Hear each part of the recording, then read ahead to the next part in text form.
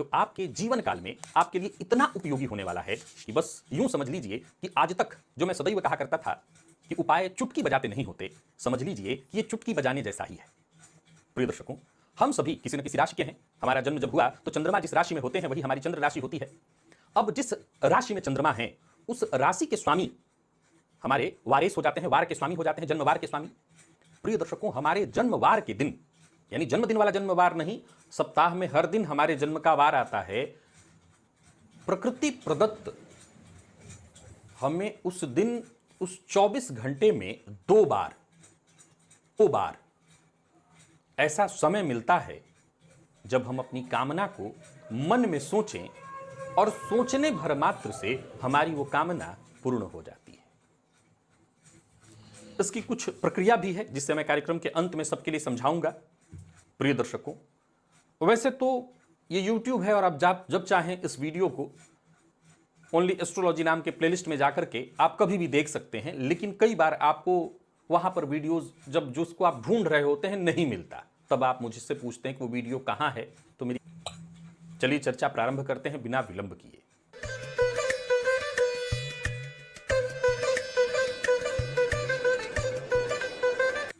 जिस तरह दिए जलाकर आप अपने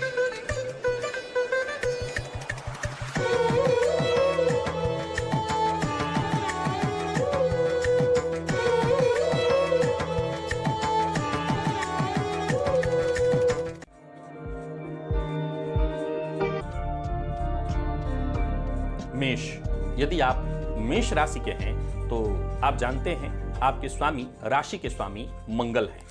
हनुमान जी इष्ट देवता के रूप में माने गए हैं और ओम हम हनुमते नमः अथवा ओम हम हनुमते रुद्रात्मकाय हुम फट, आप दोनों में से जो मंत्र जानते हो नोट करिए, समय नोट करिए। जो मैं टाइम अभी आपको बताने जा रहा हूं, मैं इस समय का भी प्रभाव आपको बताता हूं। समय है दोपहर 12 बजे से लेकर के 1 बजे के बीच अथवा रात्रि में 10 बजे से लेकर 11 बजे के बीच। आपको करना क्या है? प्रिय दर्शकों, ये सब नोट करते चलिए।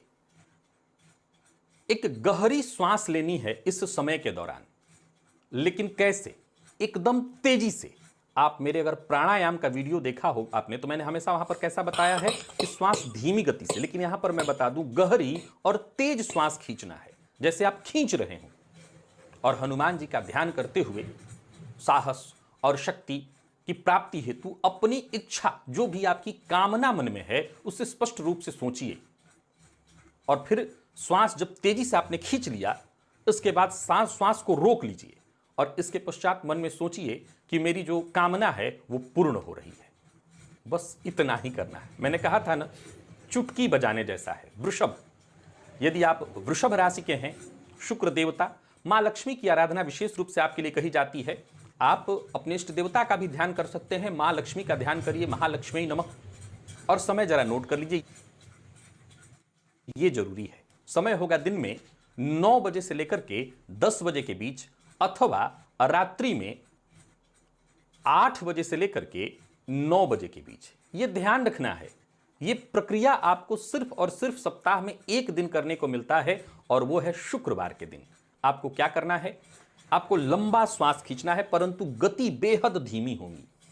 यानी धीमी गति से अपने पेट में जितना आप श्वास भर सकते हो उतना श्वास भरिए और श्वास को रोक करके सर को थोड़ा ऊपर रख करके और जो भी आपकी कामना है, अपनी कामना मन में स्पष्ट रूप से सोचिए और फिर ये सोचिए कि मेरी कामना साकार हो रही है और इसके पश्चात श्वास छोड़ दीजिए। बस इतना ही करना है। यदि आप मिथुन राशि के हैं, बुधवार का दिन आपके लिए होता है और भगवान गणेश जी की आराधना आपके लिए श्रेष्ठ मानी गई है। ओम गंग गणपतये नमः मंत्र को श्रेष्ठ आपके लिए माना गया है। समय नोट कर लीजिए, दिन में 10 बजे से 11 बजे के बीच अथवा रात्रि में 9 बजे से 10 बजे के बीच। याद रखिए, दिन बुधवार का होगा और आपको जो श्वास लेनी है वो एकदम नियंत्रित परंतु छोटी श्वास, बस हल्की छोटी श्वास, एकदम खींचना नहीं है, पूरा भरना नहीं है, छोटी श्वास लेनी है। और गणेश जी का ध्यान करते हुए अपनी इच्छा, जो भी मन में कामना हो उसे सोचिए और यूं समझ लीजिए कि जैसे आपकी कामना पूर्ण हो गई, आपको आशीर्वाद मिल गया, श्वास छोड़ दीजिए। ये चुटकी बजाने जैसा है, कमाल इसका देखिएगा। कर्क राशि के हैं तो सोमवार का दिन आपके लिए होता है। भोलेनाथ को आपका आराध्य देव माना गया है। ओम नमः शिवाय मंत्र का जप करना, और समय होगा, नोट करिए, सुबह 7 बजे से 8 बजे के बीच अथवा रात्रि में 11 से 12 के बीच। श्वास की जो प्रक्रिया है वो धीमी और गहरी श्वास लेनी है। गति बेहद धीमी होगी और गहरी श्वास अर्थात पूरा पेट भर जाए इतना धीमी गति से श्वास खींचिए और भगवान शिव का ध्यान करते हुए ओम नमः शिवाय मन ही मन जपते हुए जो भी आपकी अपनी कामना हो इस समय में, और वार आपको पता है सोमवार का दिन होगा। कामना मन में सोचते हुए कामना सोचिए और यह भी सोचिए कि मेरी कामना पूर्ण हो रही है, फिर श्वास छोड़ दीजिए।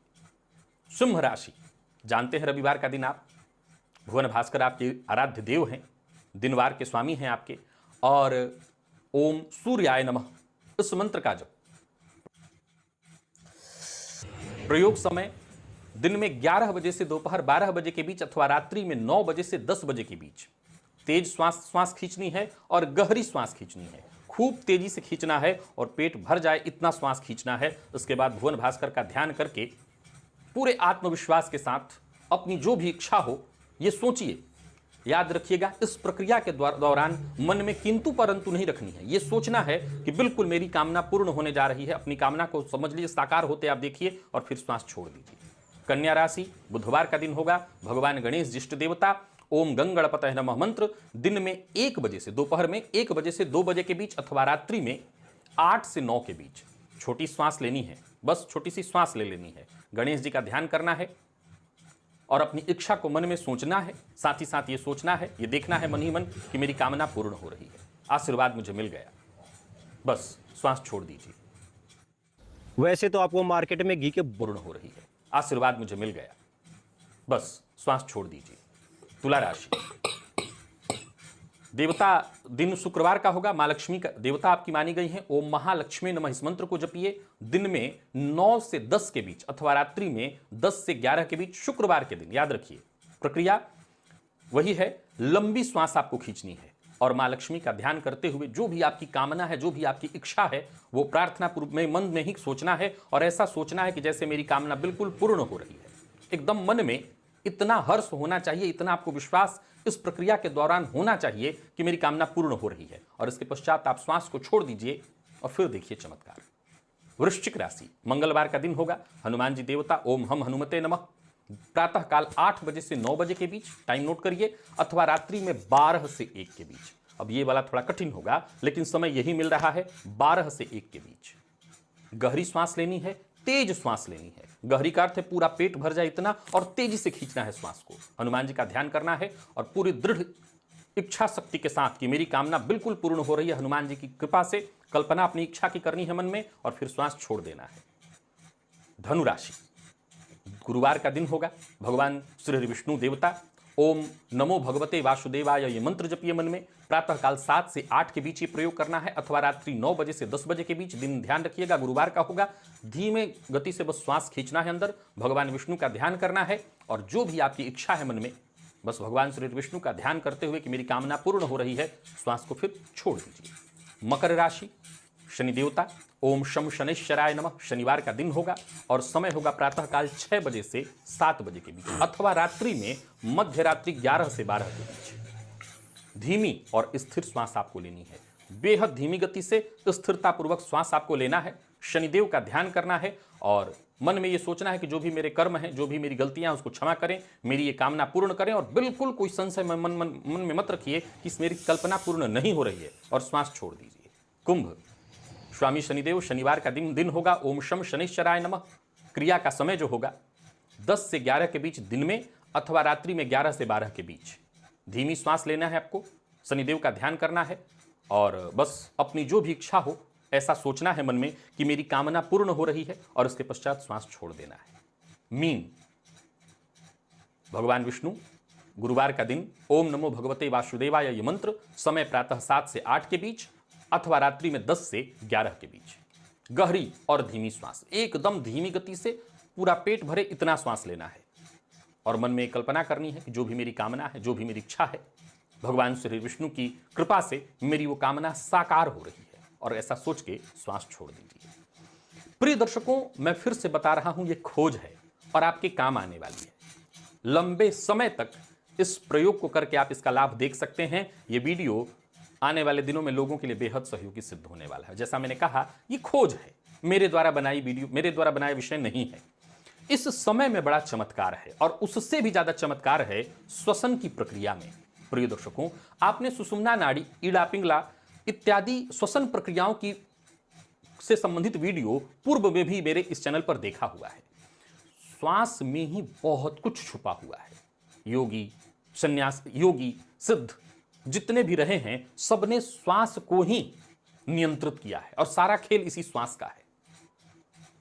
जो मैंने समय आपको बताया है और जो मैंने श्वसन की प्रक्रिया बताई है, ये दोनों आपको बिल्कुल ध्यान से रखना है। एक दूसरा, प्रिय दर्शकों, इस प्रक्रिया के दौरान आपसे अगर मैं कोई उम्मीद करूं तो सिर्फ एक, कोई किंतु परंतु नहीं होना चाहिए। मन में आपको एकदम साकार कल्पना करनी है, बिल्कुल हो गया। मैंने जो कल्पना की, अब एक बात आपको बताता हूं, ये शेख चिल्ली का चुटकुला ही होगा कि अब कोई कहे कि मैं इसी समय आंख बंद करके प्रधानमंत्री बन जाऊं, अमेरिका अपने जेब में ले लूं, भारत मेरे जेब में। नहीं, शेख चिल्ली के सपने में नहीं दिखाता। और अगर आप शेख चिल्ली के सपने देखने में विश्वास रखते हैं तो यहां आप गलत जगह पर आए हैं। एक तो मैं चुटकी बजाने वाले उपाय नहीं बताता, क्योंकि मैं जानता हूं कि चुटकी बजाने वाले उपाय लोगों को अकर्मण्य बना देते हैं। फिर भी इस प्रक्रिया के पीछे विशुद्ध वैज्ञानिक रहस्य है। आपको वो कल्पना करनी है, वो कामना करनी है जिसको प्राप्त करने के लिए आप प्रयत्नशील हैं। अब जरा ध्यान से सुनिए ये विधि और कैसे करनी है। जब भी आपको इस प्रक्रिया को करना है, एक शांत एकांत कमरा होना चाहिए। दिन हो या रात, जिस समय को आपने चुना वो चुन लीजिए, कोई दिक्कत नहीं।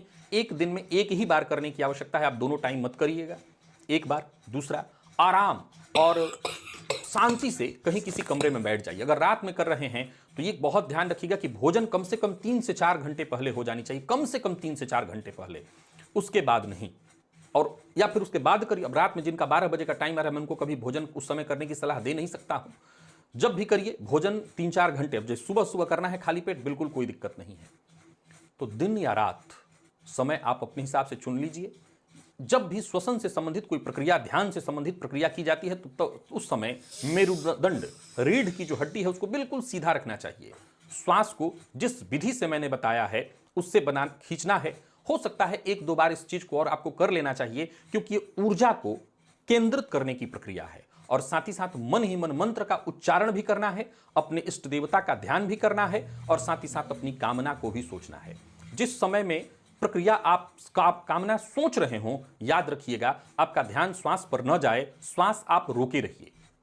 और जब कामना सोच ली आपने तभी, और उस समय भी श्वास पर ही ध्यान केंद्रित रखना है, तब श्वास धीरे धीरे छोड़िए। याद रखिए इस प्रक्रिया में एक बात हमेशा ध्यान रखना है कि जहां मैंने तेज श्वास खींचने के लिए कहा है वहां भी, लेकिन जब भी श्वास छोड़ना है, छोड़ने की गति सबकी धीरे धीरे होनी चाहिए। ये बात बहुत ध्यान से आपको समझ लेना है कि छोड़ने की गति एकदम धीरे होनी चाहिए, परंतु जहां मैंने श्वास तीव्र गति से खींचने के लिए कही है वहां तीव्र श्वास होना चाहिए। और याद रखिए कि जिस समय आप इस प्रक्रिया को कर रहे हो, एकदम से ऐसे सोचिए कि बस यूनिवर्स, ब्रह्मांड मेरी इस कामना को पूर्ण करने में मेरे लिए सहयोगी हो रहा है। ये पूरा ब्रह्मांड, ऐसा महसूस करिए अपने श्वास श्वसन प्रक्रिया में कि ब्रह्मांड मुझे मेरी कामना को पूर्ति करा करके दे रहा है। बस चमत्कार आप देखेंगे। ये प्रक्रिया आज से पहले मैं ऐसे चुटकी बजाने वाली प्रक्रिया नहीं बताया, लेकिन बताया हूं तो इसके पीछे के अपने तर्क हैं, रहस्य हैं, आप पहले करिए। आज के लिए बस इतना ही, इजाजत दीजिए, पुनः मुलाकात।